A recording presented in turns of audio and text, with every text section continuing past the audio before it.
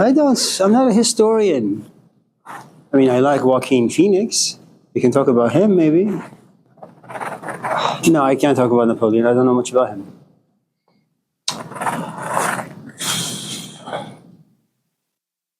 Yeah, sorry. Anyone else? Sure, man. You touched on the fact that, we're talentless and we're not special. The what? You touched on the fact how we're all talentless and not special. I said that? Yeah. It's true. So, when is it, sort of time to give up on your dreams and let grow up?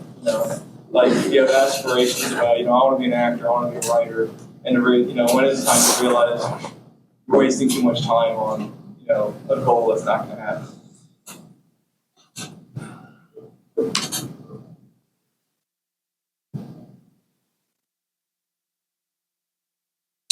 Well, can I tell you a story?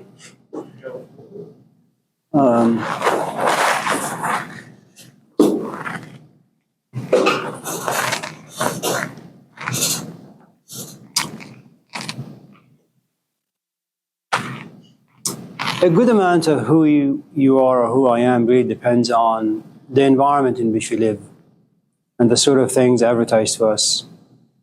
And whatever the advertisement, it either inspires you or depresses you.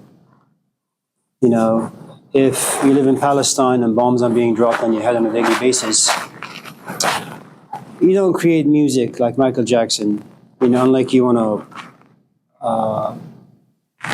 create music like They Don't Care About Us.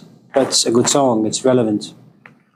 But you don't create happy music because happiness doesn't exist. And that's the advertisement you get. And out of that advertisement, most of the music that are created are sorrowful. And just in case you have singers who do rap, you don't sing about bling bling and sex and bitches and hoes. You talk about justice and fairness and power and injustice.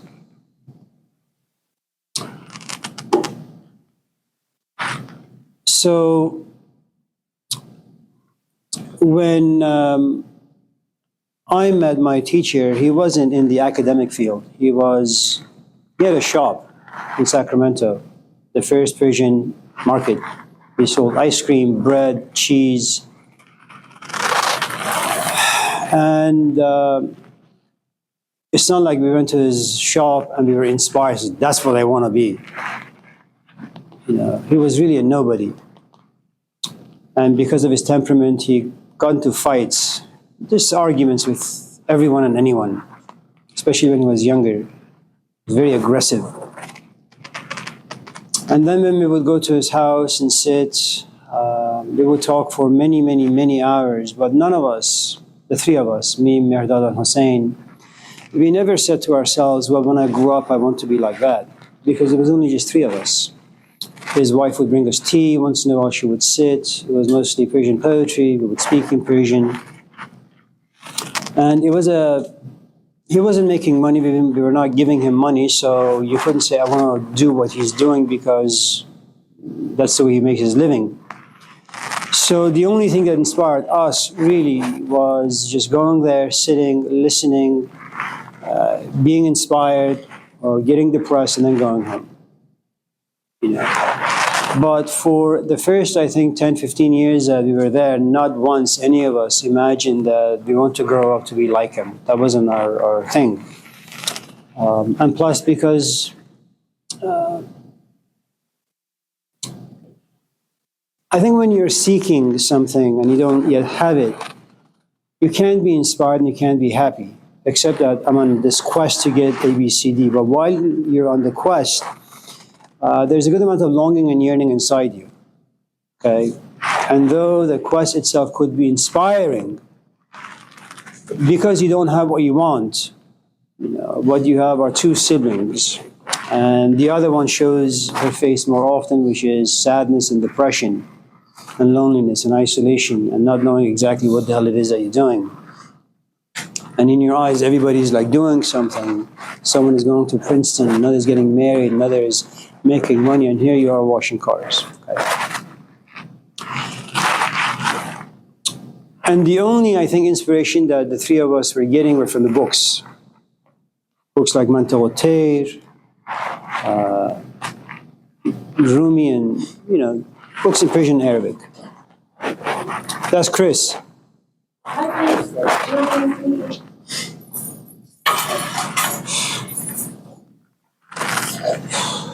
And so, yeah. So, Terry, please. So meeting Hussein, to some extent, destroyed whatever dream we had, which was really good. And we were young, we had zero attachment to things, so at least for me. And then something strange happened, which was my brother got a job, first at an IT company, then he worked for the state, and then he went to teaching, and I was still washing cars. Then my teacher's wife, Miss Shadia, she started teaching. Seeing my brother, seeing his wife, and then comparing myself to both my brother, my sister, and Shadia, did something for me, which was, there were advertisements, the three people. It created inside me envy. I wasn't envious of Snoop Dogg's looks. I wasn't envious of George Michael, the singer who passed away. I was envious of the fact that here's my siblings, my sister and my brother, they're both doing something. Here is her, she's doing something, and here I am. I have all these degrees and I'm amounting to nothing. And so the envy grows into jealousy. The jealousy grows into anger. So all the seven deadly sins are fully, to some extent, blossomed inside me. And the most important is pride. And at the very core of this thing called pride, there is one thing that exists very, very forcefully. Me. My life is important. I've accomplished things. Where is my share of things? Okay. And so I began to apply to various places. Now, I still don't know how I'll be in the classroom. All I know is that, I have all these degrees and they're in philosophy. It's really useless, unless, like Bruce Lee, you want to sit and talk to trees, So I started applying. And so the biggest advertisement I got in interviews was that I go there and I get a chance to see myself in action. And what I had always believed about myself, this sort of set of advertisements, were still true. I'm a loser. Interviews that were supposed to last for maybe an hour and a half would end in about 10 minutes. Because as a student, whenever you find yourself in the presence of your teacher, you're nothing. If he asks you, so what do you want to talk about? It's up to you, really. And what do you want to eat? It's really up to you. Do you want to just end things and go home? Well, if you tell us that's what we should do, that's fine. That's okay. And so when you become addicted to always, as we say in Persian, that گفتی ز خاک بیشترن اهل عشق نه از خاک کمترین, that you are lower than dust. So when you go to the interviews, you're supposed to brag. You know how prostitutes show legs?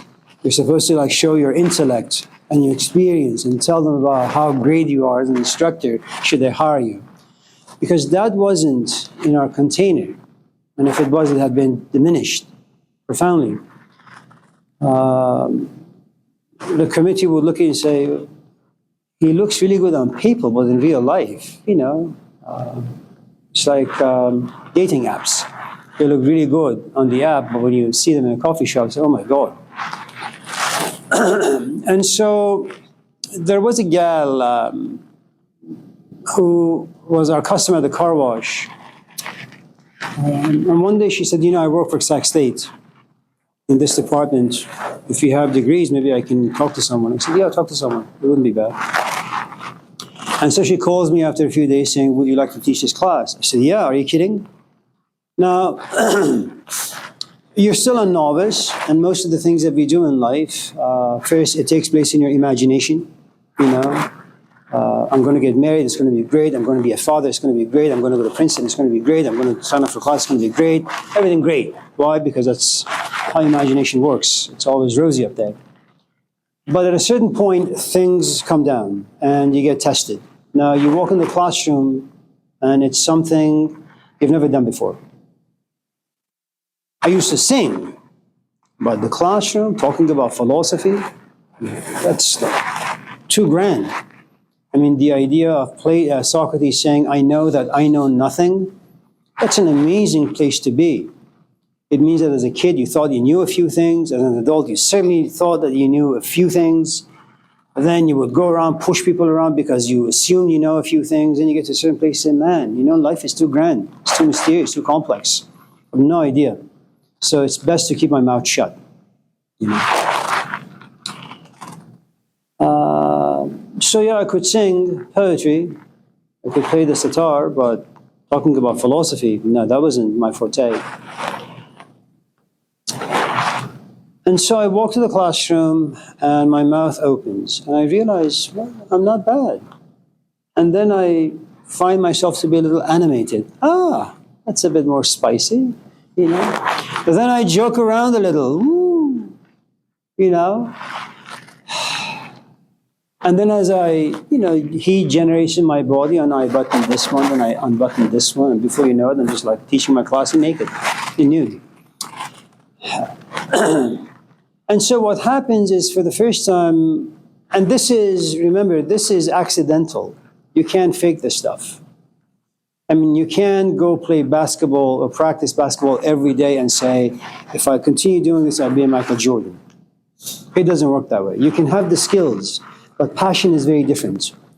You can make your passion blossom even more with skills. Okay? So what I discovered was that it's just a gift. Maybe I'm just a weirdo, and maybe this is all just a figment of my own imagination. Maybe my students really hate me. They faked it for the past 30 years. I really suck as an instructor. There is no animation, there is no passion. I just come to class and wing it and go home. Thinking myself to be great, meanwhile the students in the back are puking.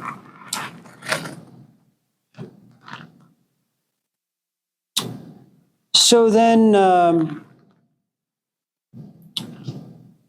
I'm sitting in my office, there's a knock on the door, this student comes, and that student comes. And then I realize in the course of the past 30-some years, I in fact have the power to tell the student, what you're doing in life sucks, you need to do philosophy. And they say, okay. And so that gives me a good amount of power. And then I become a piece of advertisement now in class. Okay. As a piece of advertisement, all advertisements create a mirage. And I don't know if you know what a mirage is. My brother's name is Iraj, but because Americans have difficulty pronouncing it, they call him Mirage. And they can't pronounce my name the right way, Amir. So we just go Mir. So there's a joke in our family that my brother shows you what you want to see. That's a mirage.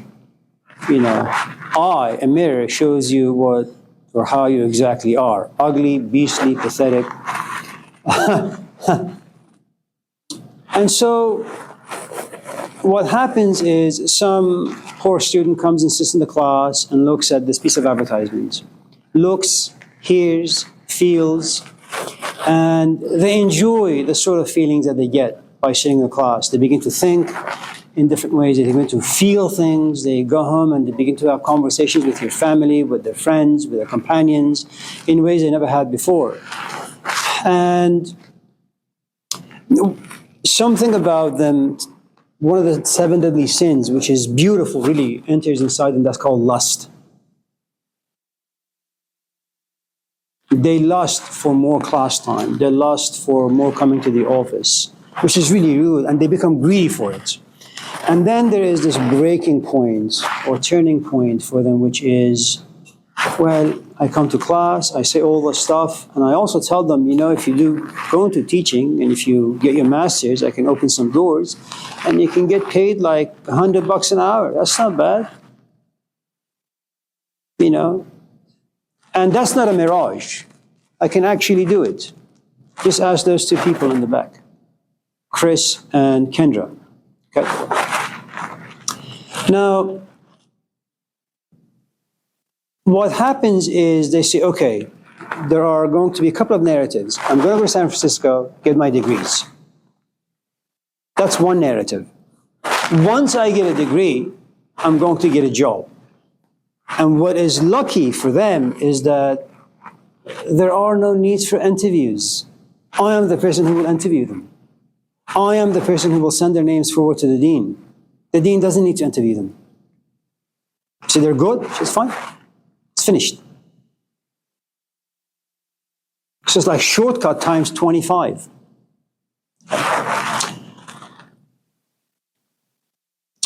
The other narrative that is a bit more complicated is, this is what I see, okay? To get to his position, being at the very front of the classroom, is go to school, be in the classroom, and teach or be just like that. That's a piece of advertisement. Now, they may be like me, they may be much, much better, and they may be much, much worse. And that is a shot in the dark, and no one knows until they're tested. It's kind of like that scene in the movie The Matrix, where he wakes up and says, I know Kung Fu. And Morpheus says, well, yes, you know Kung Fu in your head. Let's go to this other scenario and let me see if you actually know how to use Kung Fu in a practical way. And of course he doesn't, he gets his behind whooped, okay? And that's what the classroom is.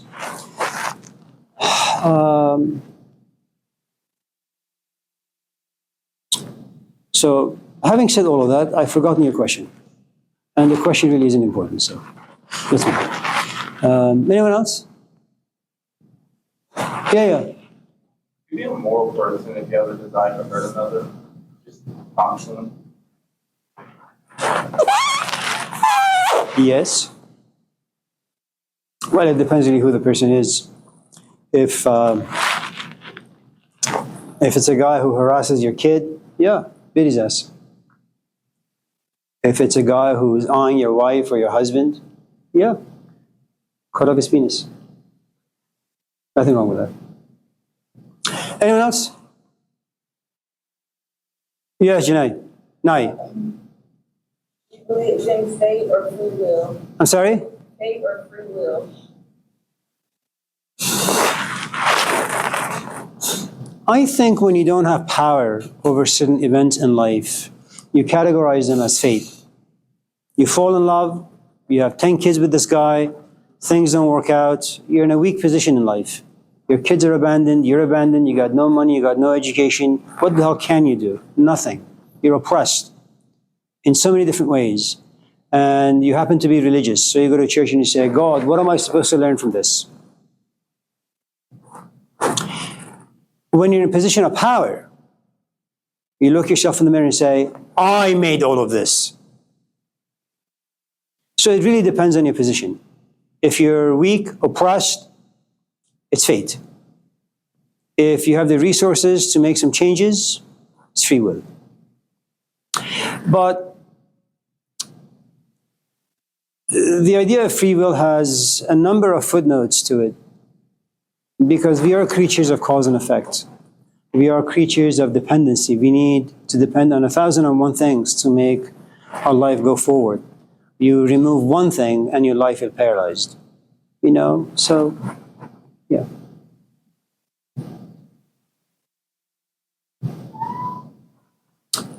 Erin? Terry? Anything?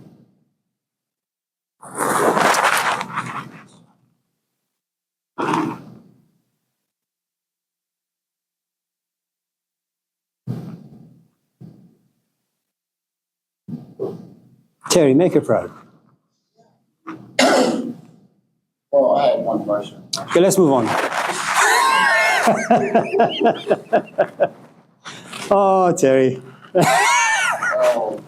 Oh, how does Amir thinking? Who? Linear. Linear? Linear in circular thinking. How does that affect philosophical thought and discussion?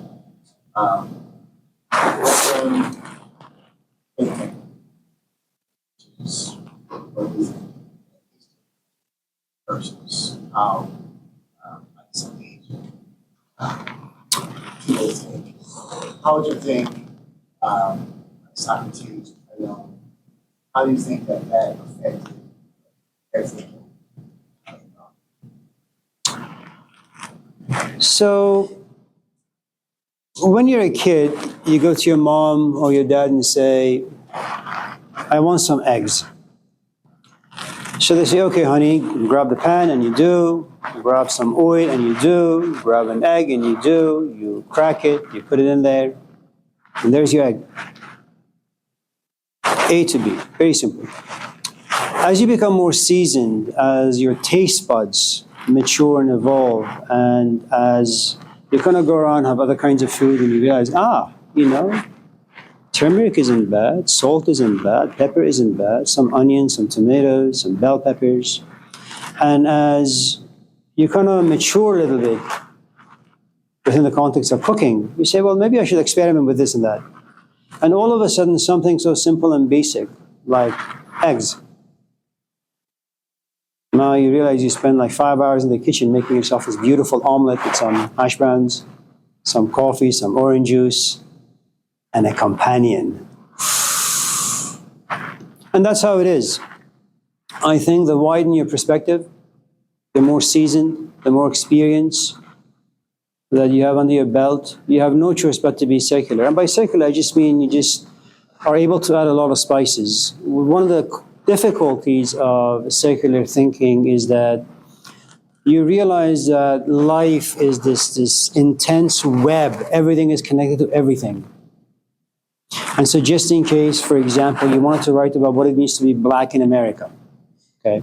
Now you can take a linear approach, or you can take a more circular, I don't know if that's the right word, but you can take that particular approach. Now, the linear approach is that you simply focus your attention on the 275 years of America.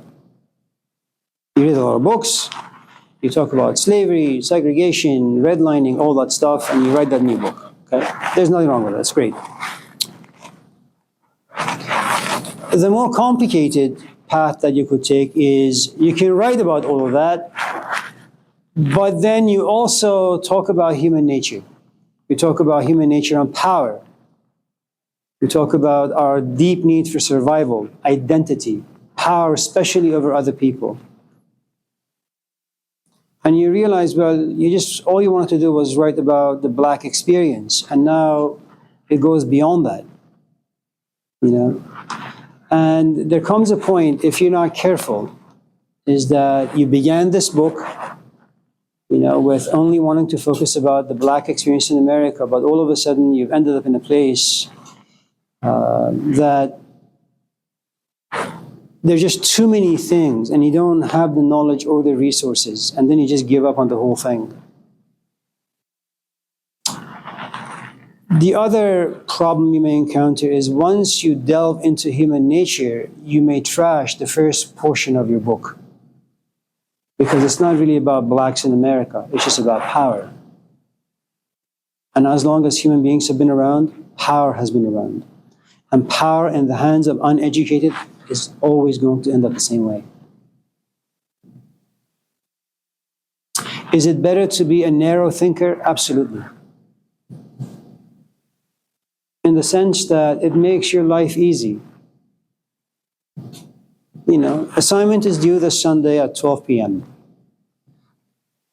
It's just black and white.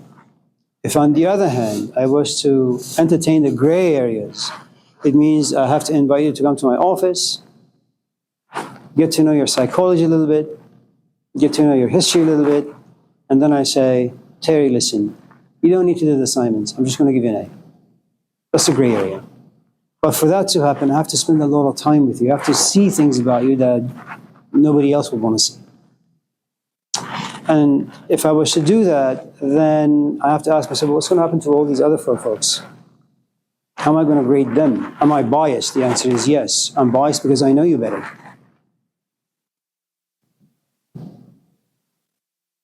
And does my bias towards you help you? Yeah, absolutely. If someone doesn't come to my office, they haven't done any work for this class and never comes to my office, I have a bias towards them. Is it going to go negative for them? Absolutely. So,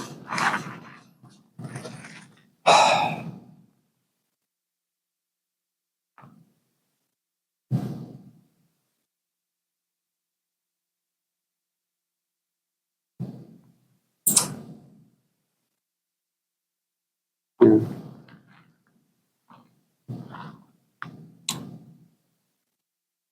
Kendra?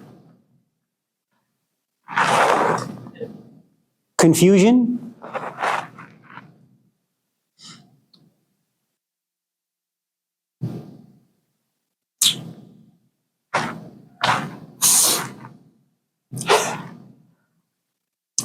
When we lived in Davis, like 12 or 13, we had this poster of this chimp laying on the ground, and there were a couple of statements above him, or maybe just one. When I figured out all the answers to my questions, they changed the questions. You know, you ask a question and you read a lot of books, you talk to a lot of people, and then eventually you come to a place where you say, I like this particular answer to the question. I'm content with that. And it's like, you know, you hunger for Zachary's pizza and you have a couple of slices and then you say, yeah, that was good, but I don't want to have any more. And then as you're walking home, you say, okay, now when I go home, what the hell do I do now? And so with every confusion, there is this quest to find a way to get rid of it. And once the confusion is gone, you realize there is a set of other questions that create other sorts of confusions, which force you, if you care for them, to go on this quest to figure out what the answers are. You know, you have a boyfriend, then you're confused. Is he going to ask me? Are we going to get married? Okay, so you guys get married. And there's another confusion or question. When are we going to have kids? When are we going to leave the one bedroom for a house?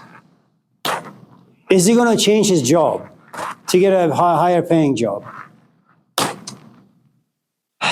He never helps me with the kids. He never washes the dishes.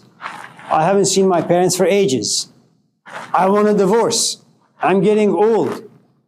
There is no one to help me. So the point is, we have no choice but to be confronted by these questions. And when questions don't have an easy answers, you have no choice but to be plunged into awe, into curiosity, into confusion.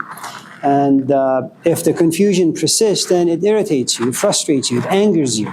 And it just uproots your whole life depending on what the confusion is about. You know?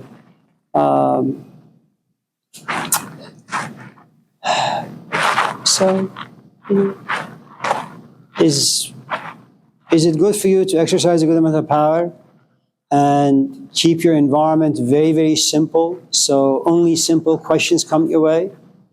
What books are required for this class? My essays. What's the page number? The word limit. These are like simple questions, you know.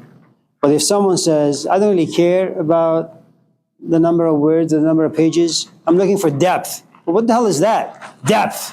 Can you think well? Well, I know how to buy milk. Well, that's good. I'm glad that you know how to think, you know, look at the GPS and find yourself the safe way. But can you think well about justice, for example, or knowledge or wisdom? He says, well, I don't know. Can I ask AI? So the simple your life, the simple your questions, the less confusion and frustration are going to visit you. I mean, that's why we like being sheep. And we like herders who kind of take us on this very simple path. You know, the Dark Ages is a wonderful example of it. Who are you? Well, geez, I used to have wings, you know, the Garden of Eden, roam around, saw God, had fun with the angels, All of a sudden, these two characters did A, B, C, D, and here I am, down here. What should I do? Well, you're a sinner. Great. Is there a way I can save my soul? Yeah. Just make sure that you don't look at life as a place where you're going to find happiness. It's just filled with distraction. You're going to suffer and then you're going to die. And if you do A, B, C, D, maybe purgatory, maybe paradise, or maybe eternal damnation. Who the hell knows? But life is simple. Whatever questions you have, the church will have an answer. Now, there are no answers to anything. Am I a boy or a girl? I don't know. Am I a he or a she or a they or a them or that? Who the hell knows? And all of a sudden you realize most of the things in life that used to be so simple all of a sudden are no longer. So find a good shepherd. And by that I mean find a book that inspires you. Inspiration can be a good shepherd. I'll tell you, read this book for however long it takes. That's one of the nice things about having, to some extent, these different layers in society. You know that Monday, Tuesday, and Thursday you have to come to class. You don't need to think.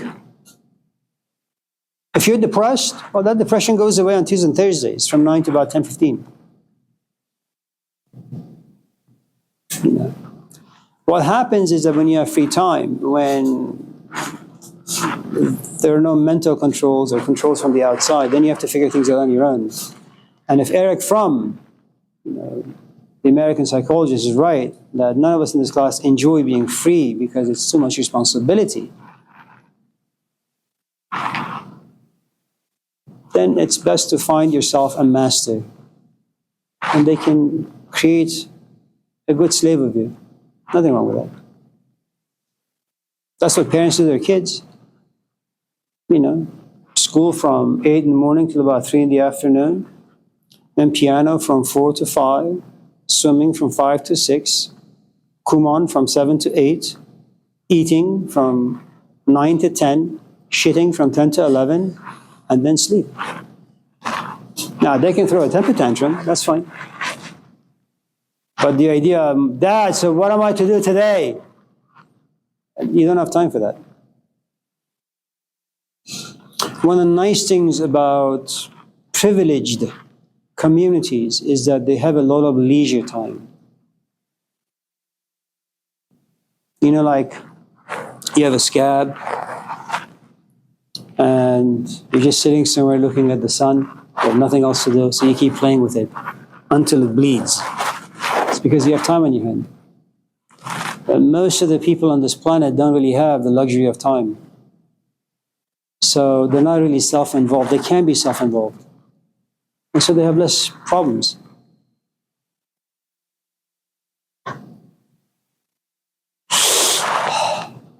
Any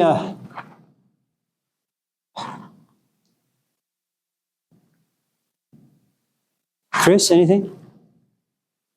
Really?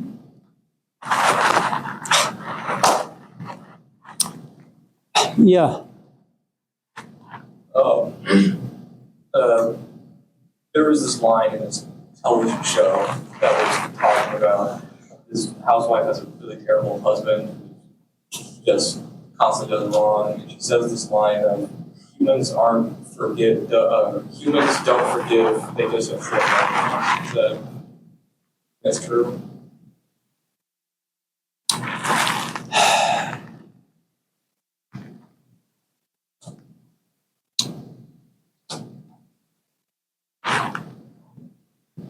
No.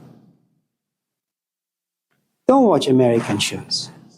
I'm just kidding. So, my father was not feeling well 2.5, 3 weeks ago. I called my mom and says, "Oh yeah, your dad is not feeling well." And then we joked around.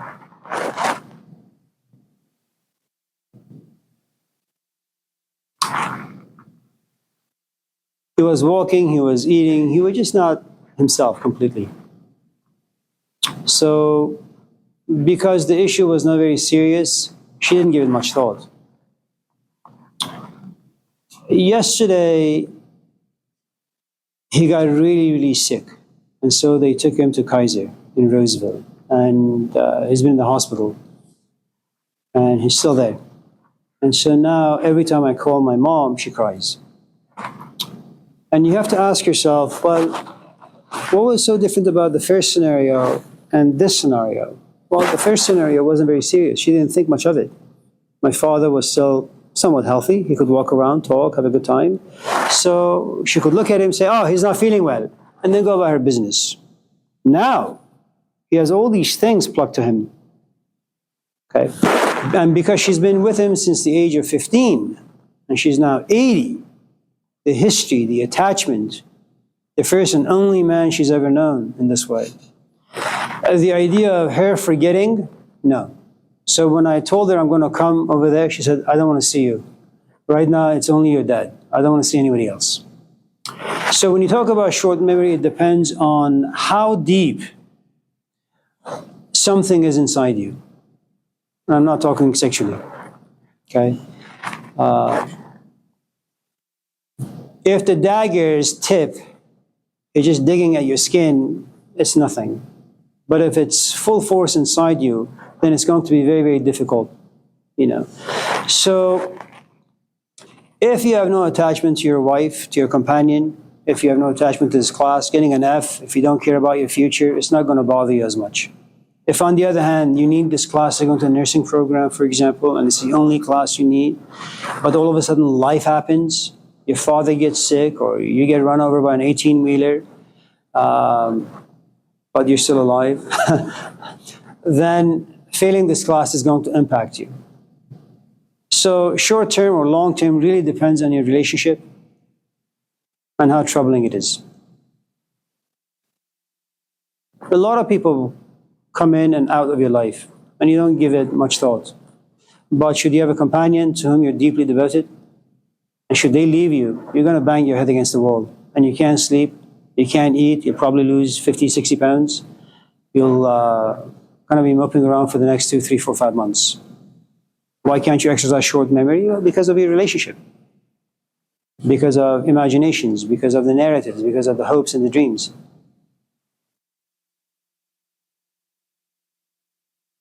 So yes, the movie is wrong. But as bumper stickers go, it's really good.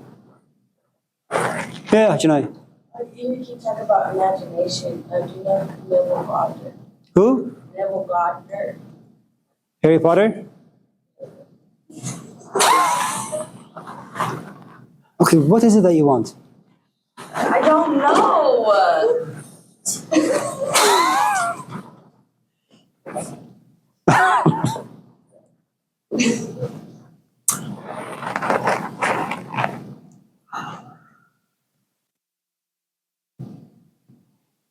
I want my teacher to tell me what I want.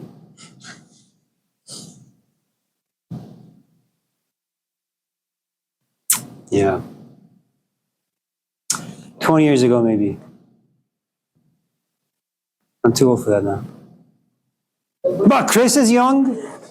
You know, he goes to Princeton. And he has a 2-bedroom. He lives by himself. And he's leaving Monday. Airline, Lufthansa. Huge seats. They give you ice cream, peanuts, hamburgers. How do you know what you want? We talked about this before. See, short memory. Yeah.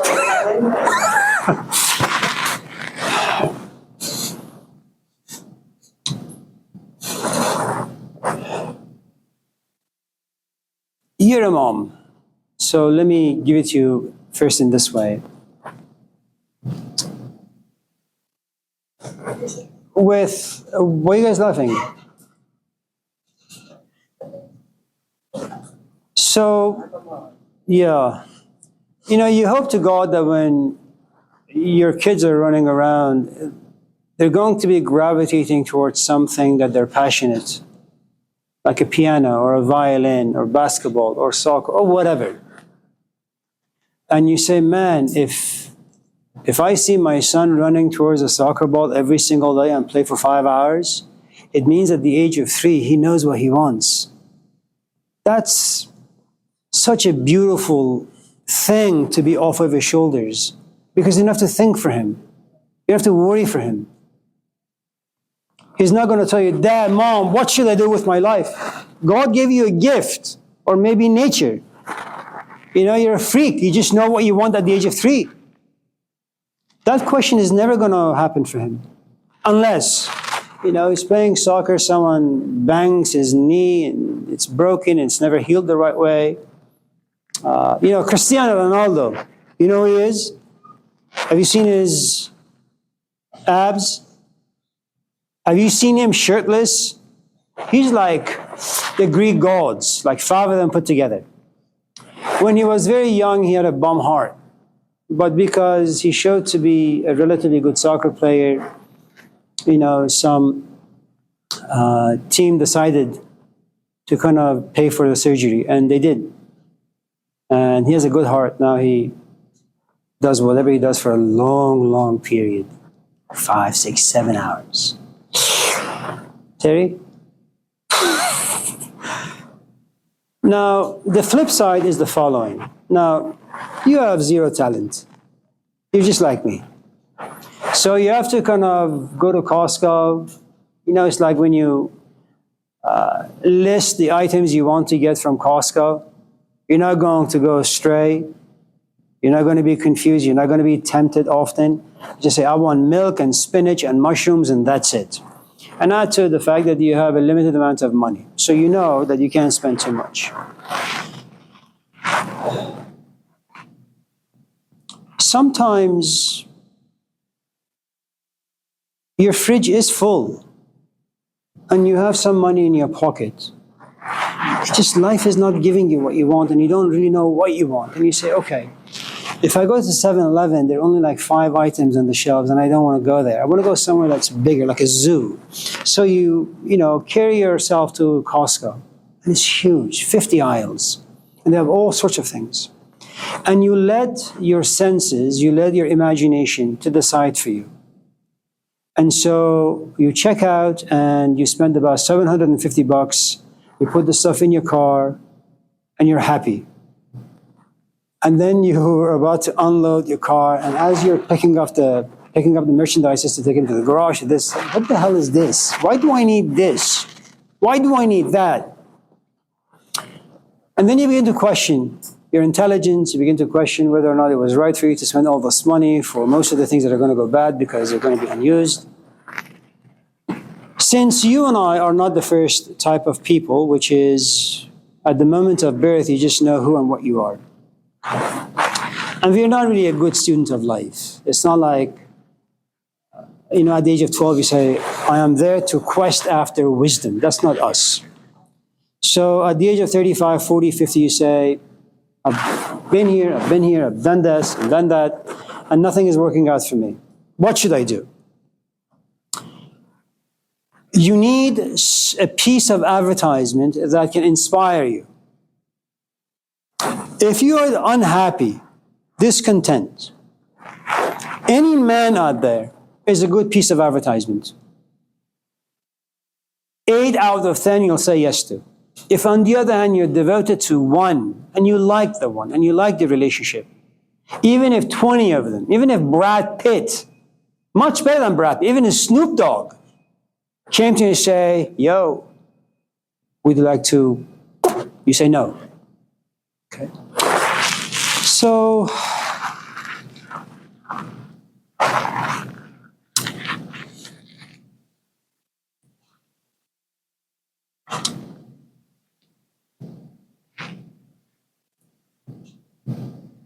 let's say I'm a car dealer.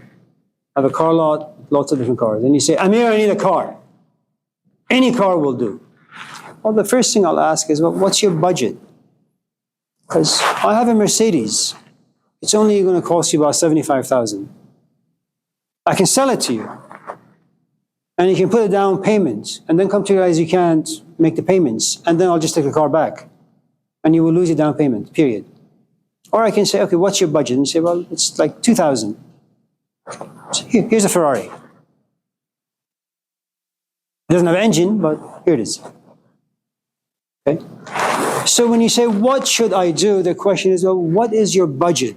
Now, the truth is, in confusion, you have no idea what your budget is because you're talking about capacity, endurance.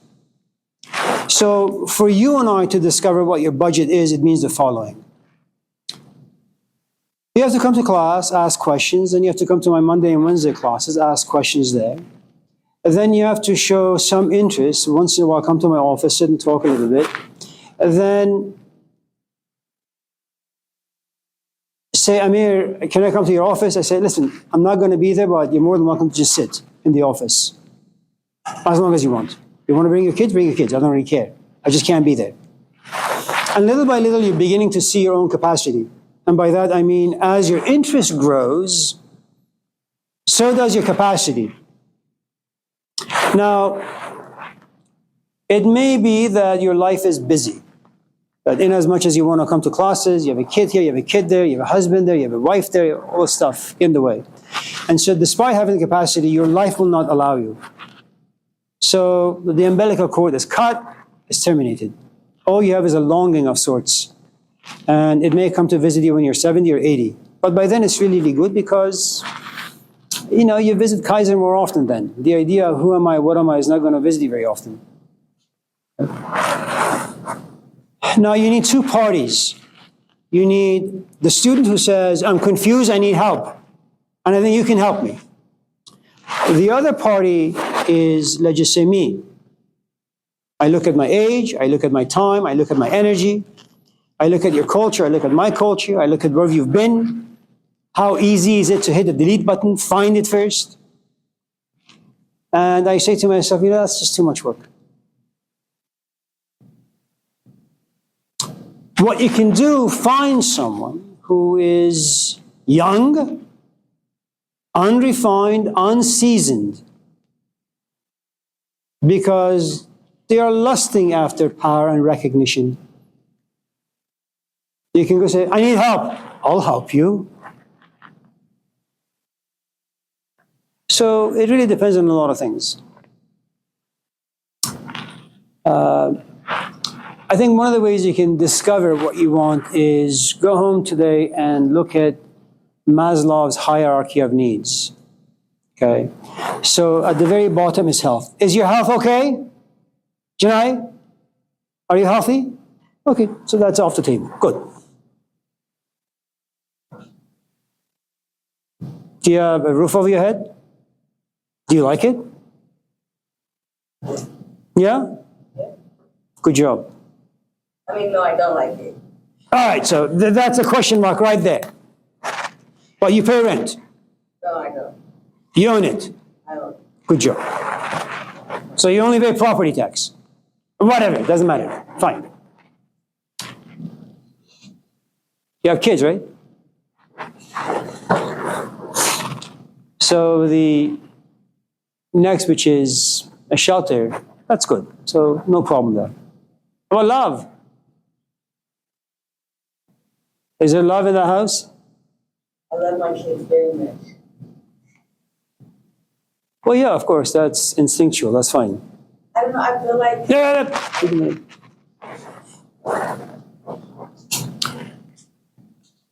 Is that love enough for you? no. Okay. So you need like a companion. Yeah. Okay, fine. So how often do you worry about companionship? I'm a warrior of worry. What the hell are you talking about? So let's say from 1 to 10, do you worry 1, 2, 5, 6? 10. It's 8. Jesus Christ. I know, I'm very anxious. Okay, so what you have is this. So you don't think too much about rent money or mortgage because that's settled. You don't think about loving your kids. That's fine. Your kids are, for the most part, well-behaved. You don't think about your health because you're like Superman or Superwoman, healthy. So what is missing in this picture is love. Assalamu alaikum. Hello, how are you? Well, how are you?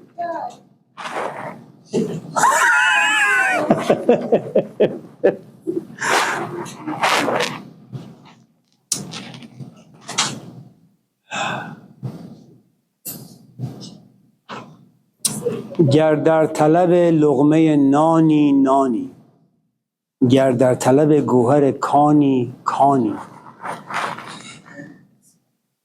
گر نکته این رمز بدانی دانی.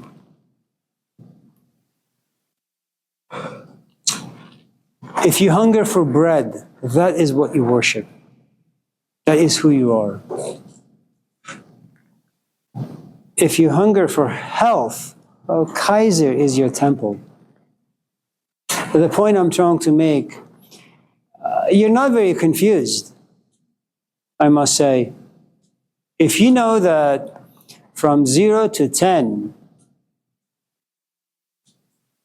almost 80% of your mental energy goes into thinking about companionships, you're very, very, very, very, very clear. You don't need to read Dialogues of Plato. That's in fact poison for you. Okay? Just go on dating apps. You know, which way do you go? The what? You're straight, not crooked? Okay, so you're straight. Well, go on straight dating apps. Because once that settles, then you can move into the different stage, which is, okay, that particular hunger now is satisfied. Maybe now I should take my school seriously, my future seriously, how much money I make seriously. Because then maybe I can send my kids to a different school, buy them different things, go to different gatherings, buy my mom or dad different things, right? So you're very clear, you know what you need to do. It's difficult. I mean, finding a companion is very much like finding a very good book to read. You know, if you're very superficially like Harry Potter books, there are tons of them around. If on the other hand you want a different kind of genre that does different things to your psyche and your emotions, well, it's going to be a bit more difficult. So you're a mother of 2 kids, so you're not only looking for a companion for yourself, you're also looking for someone who can be relatively decent to your kids, that your kids like. So both of your kids have to like. So this man has to satisfy 3 people. Okay? So you can't do an 18-year-old, or a 20-year-old, or a 30-year-old, or a 40-year-old, or a 50-year-old, maybe a 60, 65-year-old.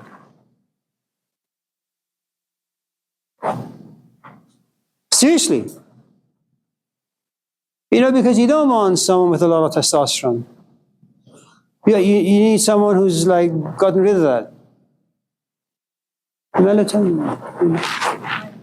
Find a guy who's like very slow.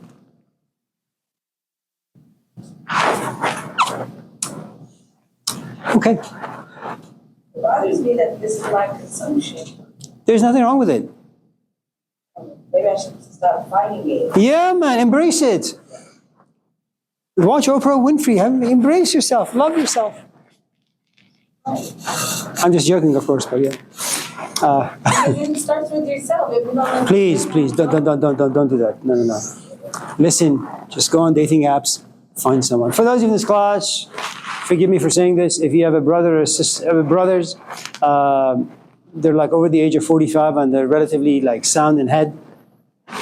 Good night. If you have a neighbor who walks his dog on a regular basis, lonely, miserable, depressed, good night. If you have a father, a grandfather, relatively young enough and agile enough, good night. If you yourself are on a dating app and all of a sudden someone comes across and they happen to be a little older than you are, like 2 times your age, good night. There's nothing, listen, there is nothing wrong. I don't know why you guys are laughing. You think I'm like joking. I'm not joking. You can only look at life differently when certain hungers have been satisfied. That's all. You just need to be mindful of the people you bring to your life, because it's not just you, your kids. Listen, you've lived your life. Your life is done. Your kids are young. And you can't ruin it for them. You need to bring a saint. But most saints are usually killed or dead. There is another approach. Maybe you can examine the anatomy of relationships, what they are. If you understand that really, really well, there may be a very good chance you may not want to gravitate towards them. Can I tell you a story and then we'll go home? Is that okay? Do you have time?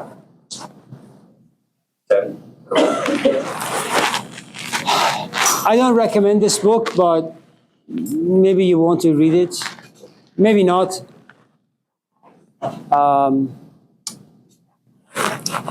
There is a scene in this book.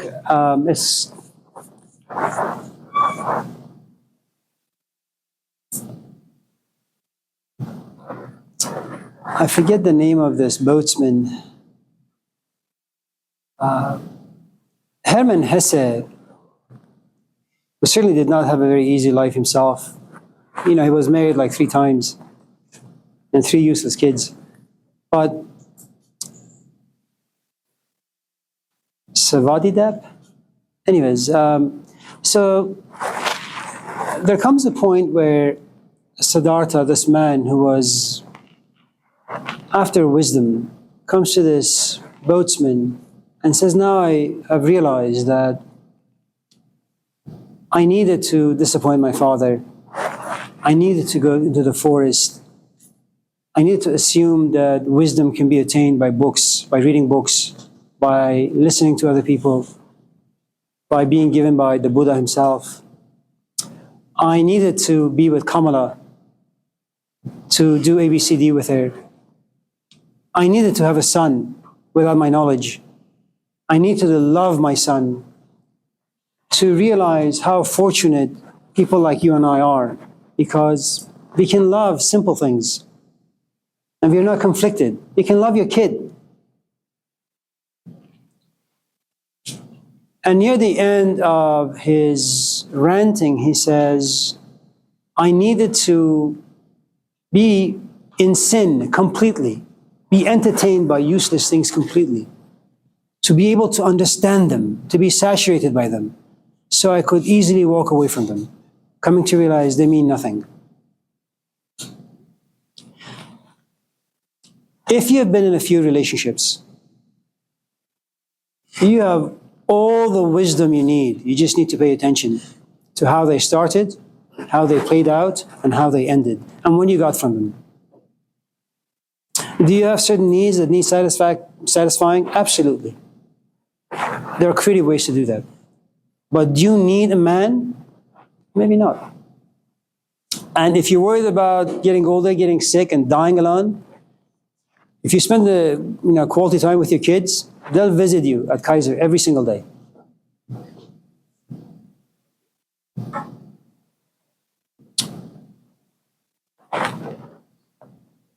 What about needing people a lot? Needing? Like not needing her, like just having a person like a companion or someone to inspire you. But what if like you also talk about temperament a lot? What if you're just like a very solitude?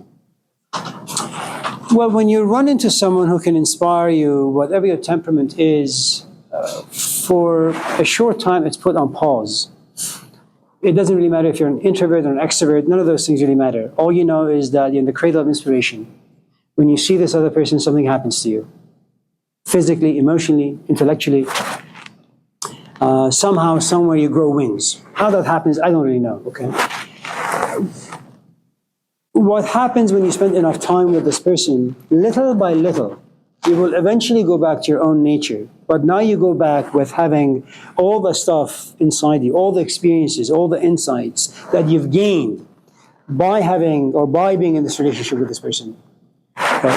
So from personal experience, I can tell you is the following. When I met Hussein, am I shy? Absolutely. Am I reserved? Yes. Do I always want to be in the background, invisible? Yes. I mean, don't mistake how I am in the classroom. That's not really me, okay?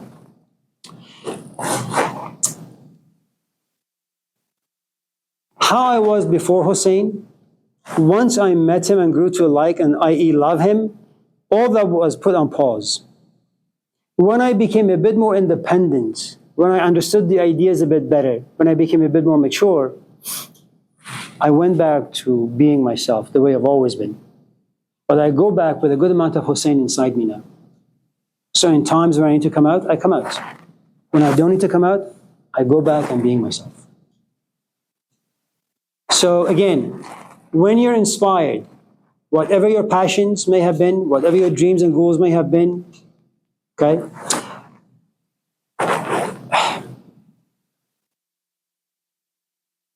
Yeah, so I was going to say something about I'm biting my tongue. So, yeah.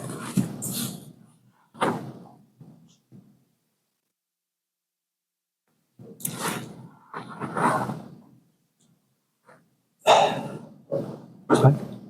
Both. Begin.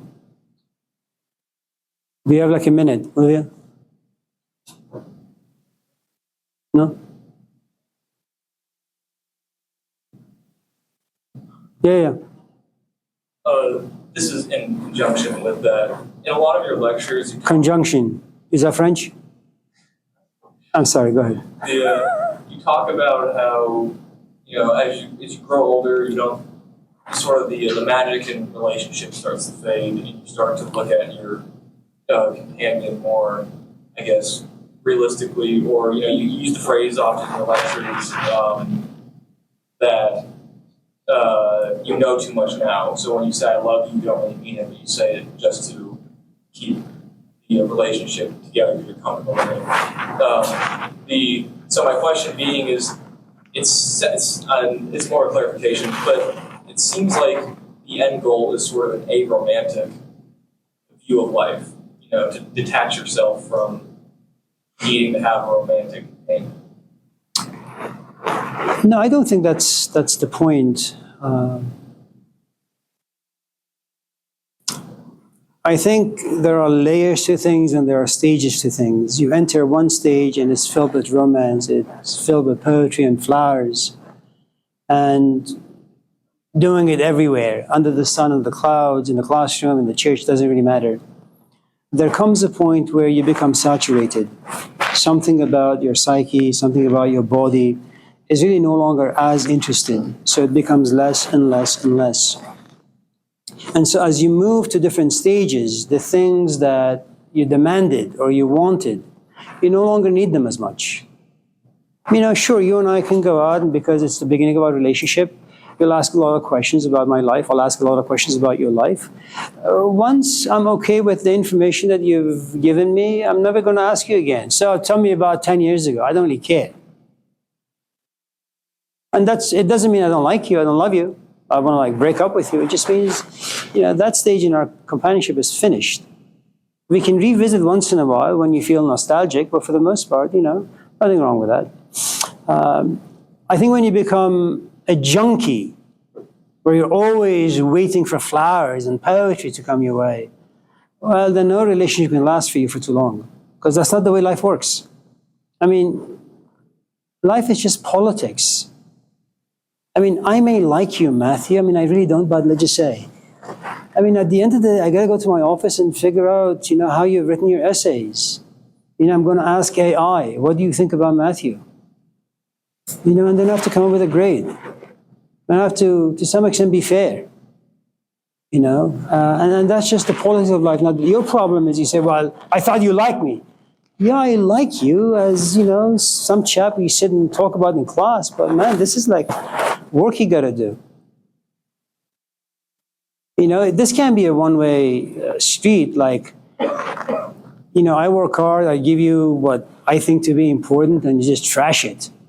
That's a stupid way of doing business. At a certain point, if I give you some good stuff, I want to receive some good stuff back. And for you, it comes in the form of an essay.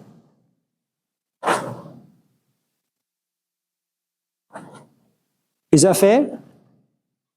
Yeah. There you go. See, it's not romance, it's just politics.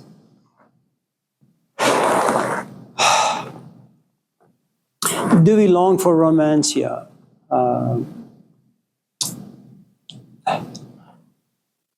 Look, I don't really know.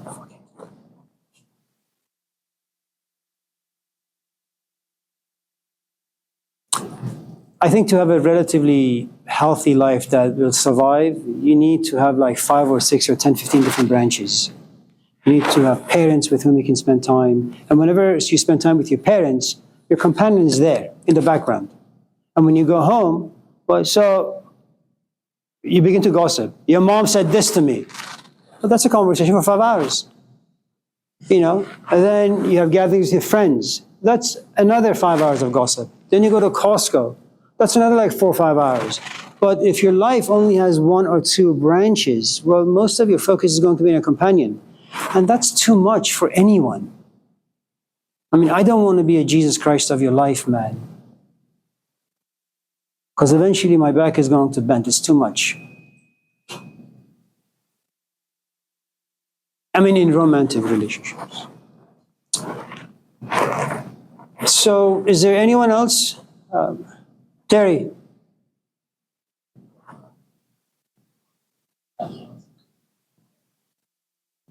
Ahmed, do you have anything you want to say?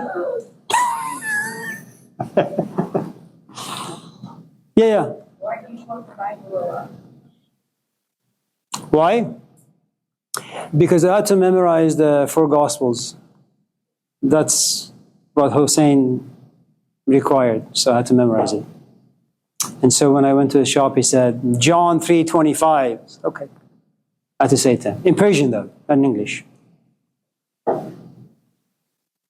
And plus, when in Rome, you got to know what Romans do.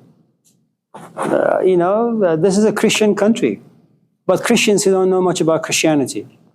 So I get to know Christianity really well, inside and out. So when someone says, John said A, B, C, D, not so fast. Because Bob said something different. You've never read the Gospel of Bob?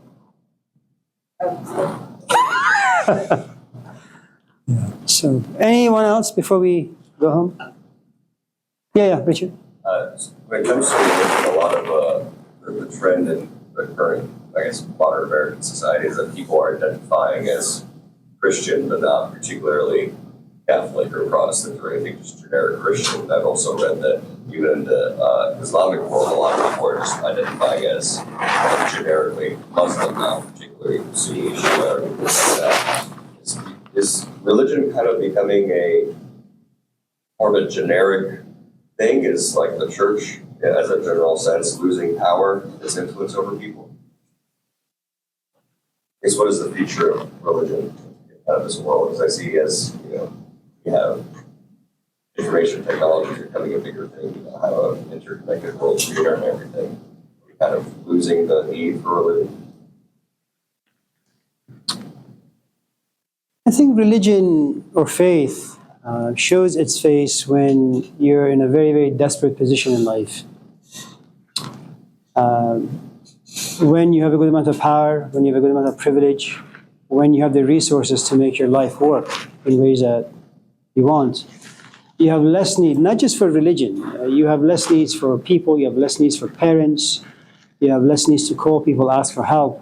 So the more self-sufficient you become, the less need you have to go to the outside, whether it's religion, your parents, whatever. So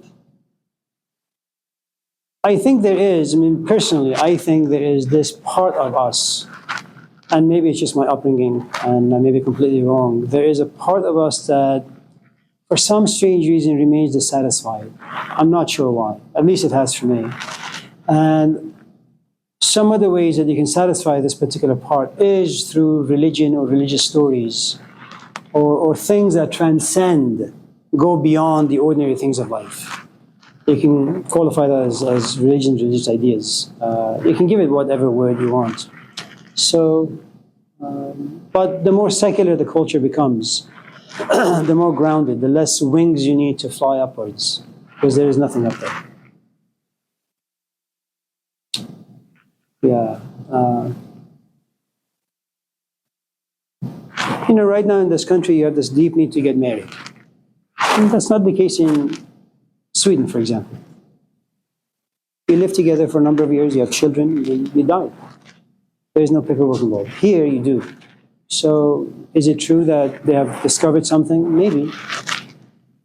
So maybe we're just all moving towards that direction when it comes to religion. Maybe Americans or maybe some people have found a way to replace religion with something else. So. It's good to see all of you.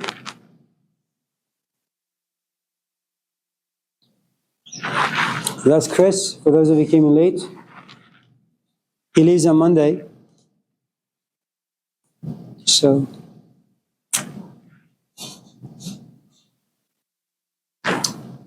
he's going to be finishing up his PhD in philosophy and religious studies in a couple of years. My recommendation is take down his number.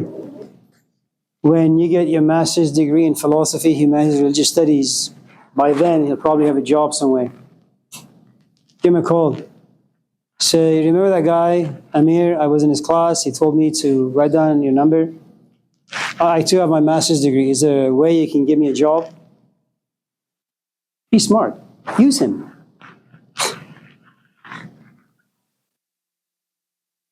It's good to see all of you. Have a nice weekend. Tell your parents I said hello.